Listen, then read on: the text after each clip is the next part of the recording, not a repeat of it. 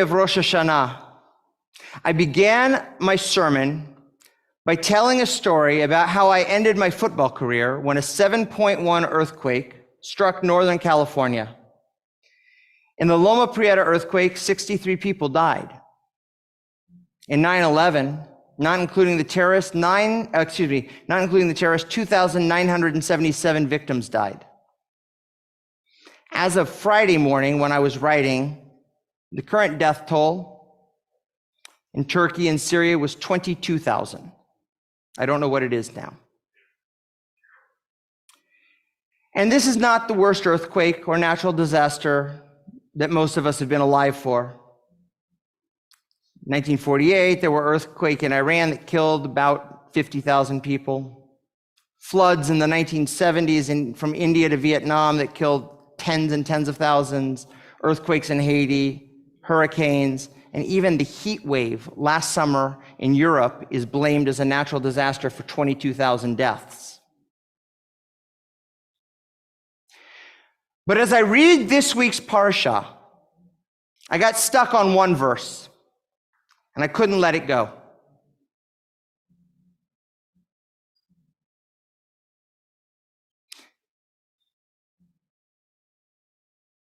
As the Israelites were gathering around the base of Mount Sinai, and the narrative voice of the Torah is describing the scene for us, setting the scene for Revelation.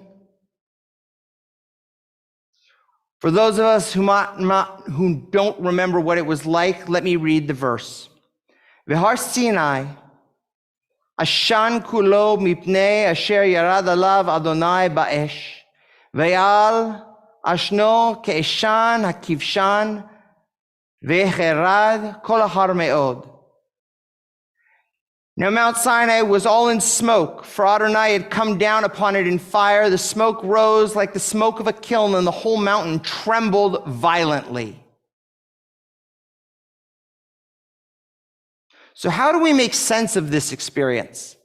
How do we understand the moment of revelation, which is supposed to be an awe-inspiring, life-affirming moment,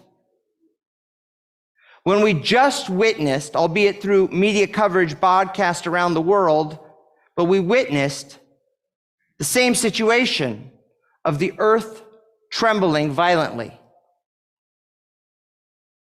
How can we understand or make sense of a situation when one time it's the backdrop to the giving of the ultimate source of life and the preservation of life, the Torah, and another time the same thing was the source of death and destruction? So the first thing that we must do is recognize that there are times that the Torah speaks in literal language, and times, more often, when the Torah speaks in metaphors or hints. And while I know that Rabbi Pachter might tell you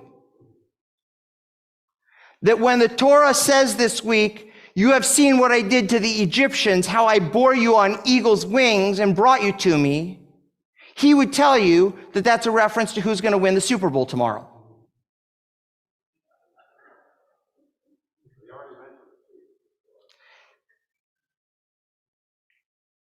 And he might tell you that the verse that Shana read in the Maftir Aliyah, when it said the chiefs of thousands, chiefs of hundreds, and chiefs of 50s, was also a reference to the Super Bowl. I'll let you decide. Unfortunately, there's no lions in the Torah. Yes, there are. Gur Aryeh? Excuse me. Even I know that, and that's the line you read at Simchat Torah. Not this week, there are no lions. Correct.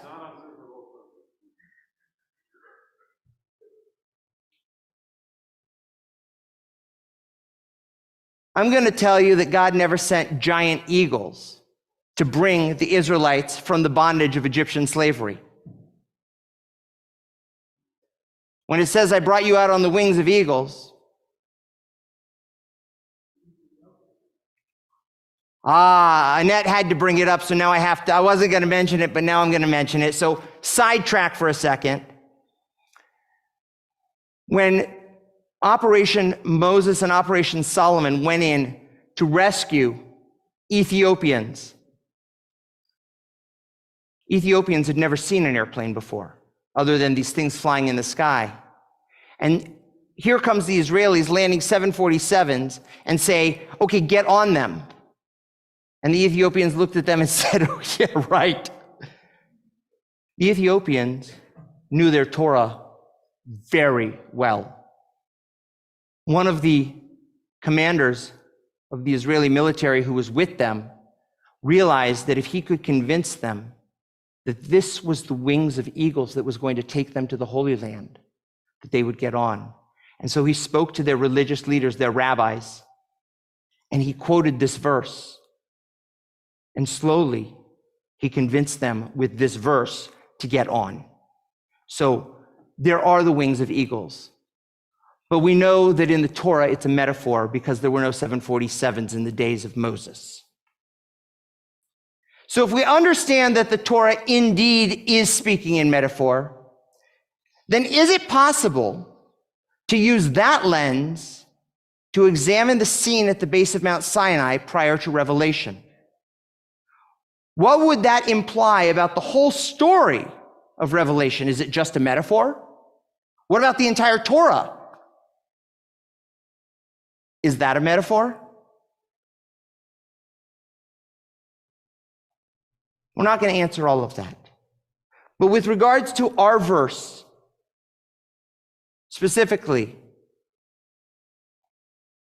the verse said, now Mount Sinai was all in smoke, for Adonai had come down upon it in fire. The smoke rose like the smoke of a kiln. The whole mountain trembled violently. On this verse, Rashi, one of the greatest, if not the greatest medieval commentators, points something out. He notices that the Torah here tells us that it's using a comparison, specifically a simile, because it has the word like. And Rashi states, quote, could it really have been just like a furnace? No, of course not. Rather, we learn, says Rashi, that later in the Torah, it says, and the mountain, Mount Sinai, burned with fire unto the midst of heavens. So what is the reason for it stating that it smoked like a furnace? Why did it need to say this? And Rashi says, to make intelligible to the human ear, literally he says, to break open the ear as much as it can understand. Because the Torah gives human beings an example they can relate to, says Rashi. The Torah is speaking in the language of humans in an attempt to describe the experience of infinitude, an event, the revelation, that can't be contained within the boundaries that by their own limitation, words can't describe. And yet, the Torah still has to use those very words that are beyond infinite, because words are finite, but words are all we have. Thus, the only way to explain or describe the moment is through metaphor. But there's an even stronger example where we absolutely must use a metaphor to understand the Torah. In that same verse, it says, God came down upon Mount Sinai to the top of the mountain. Yet only a few verses later in the Ten Commandments, what does it say? It says, I'm the Lord your God. You shall not make for yourself a sculpted image or any likeness, what is in the heavens above or the earth below.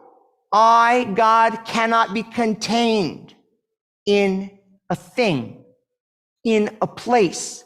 So if you're saying, Mr. Torah writer, that God came down, all of a sudden, I'm breaking the commandment because I'm putting God in a place. God's on top of the mountain. God's a thing. And the commandment says, don't do that. The only way that we can understand that is recognizing the concept of metaphor. There's no way around it. And in fact, I would say that perhaps this is the message for today. by telling us explicitly that when the Torah refers to the ground shaking as a metaphor, we are being warned to not attribute such acts, especially when they're destructive of human life.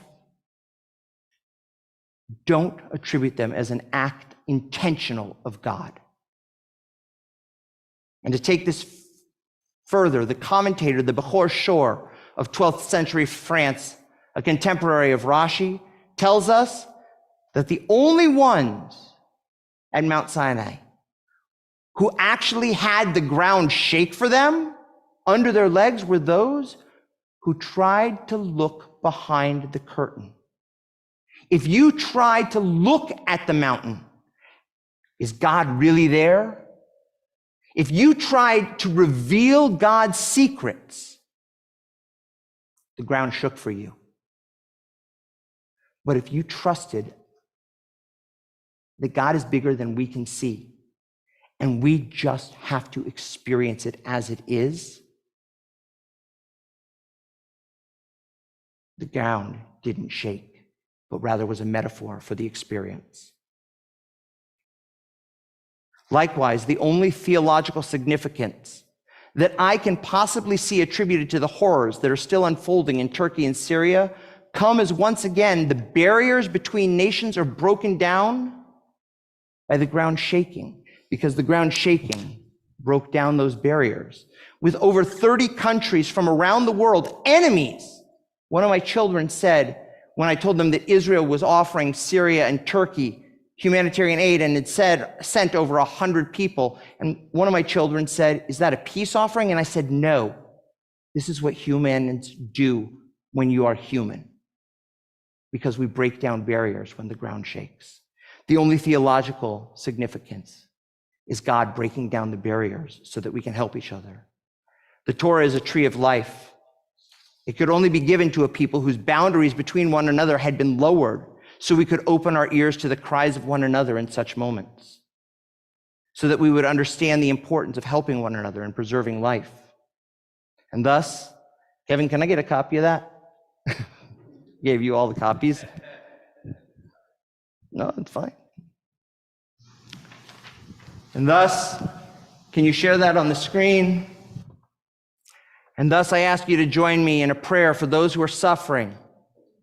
And then, after we recite the prayer for those who are suffering, I ask you to turn your paper over. Choose one of those organizations or any other, and allow your prayers to turn into action as we reach across the sea to help out people in need. And we read a prayer together. Are you watching, God? Have you seen the innocent buried under rocks and iron? Are you listening, God? Have you heard their cries? Be with them, God. Be with their families, their friends. Be their strength and their comfort. Let them know you are near. Work through us, God. Teach us to be your messengers on earth. Wake us up, God. Show us how to help. Use us, God. Shine through us. Inspire us not to abandon them, rather to rebuild the ruins. Open our hearts so we can comfort the mourning. Open our arms so we can extend our hands to those in need. Shake us out of our complacency, God. Be our guide. Transform our helplessness into action, our generous intentions into charity. Turn the prayers of our souls into acts of kindness and compassion. Amen.